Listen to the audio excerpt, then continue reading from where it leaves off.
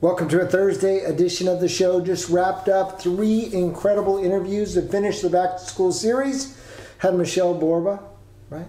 Today's show, Parenting Expert, on live at 10 a.m. You can catch the recorded version tomorrow along with Susie Martin and Gail Baker, also well-noted experts in the parenting realm, offering a diversity of perspectives on how to make that back to school march as smooth as possible. So that has been the Back to School series. Catch all of the recorded MP3s, really just 10 to 12 minutes, just enough to give you something special.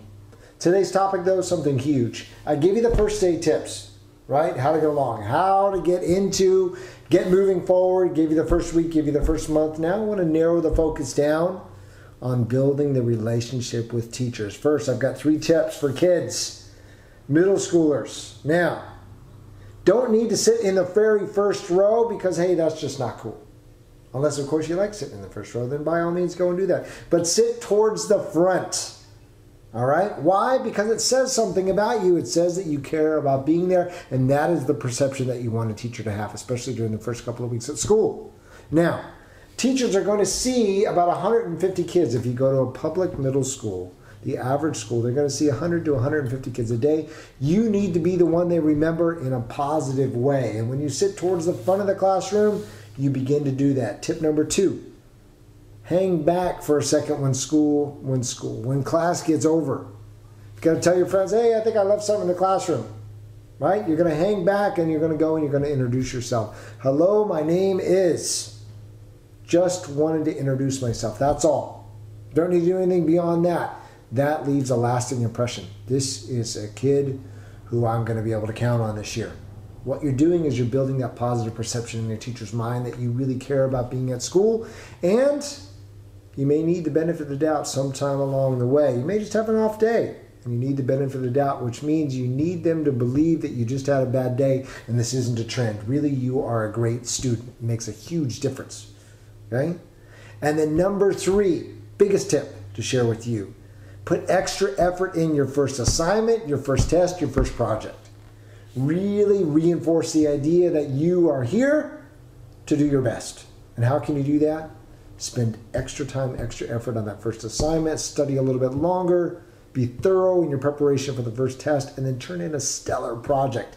Because when your teacher sees that coming across the desk, they're like, wow, right? You're already at the top of the list, and that's where you'll stay. Now, shifting the focus over to parents, what can you do? Number 1, you need to get a hold of every syllabus, every outline, everything that comes home during week 1 from every teacher. That could be a stack of paper like this. Maybe it's going to be online. Either way, you need to get a hold of it. What are you looking for? Key information. Number 1, how to contact the teacher. Some of them will say explicitly, send me email. Others will leave a phone number. Some will leave both. Okay?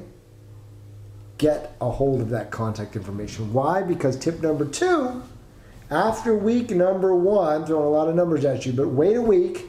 That gives you time to scan through all the syllabi, look for that important contact information. But after week 1, that's when you start contacting.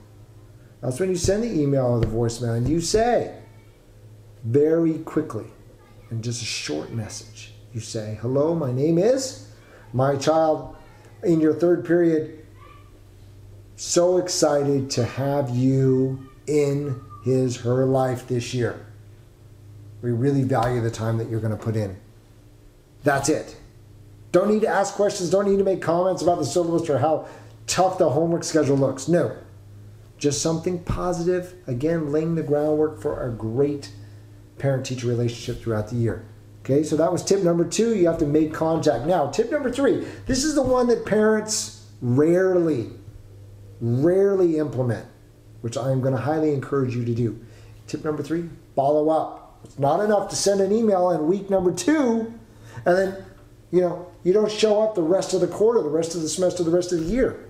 You need to follow up, and follow up is every 3 to 4 weeks there afterwards. Again, another quick email, another voicemail, maybe you send a card through the mail, something that just reinforces the idea that you appreciate, recognize the teacher's role in your child's life.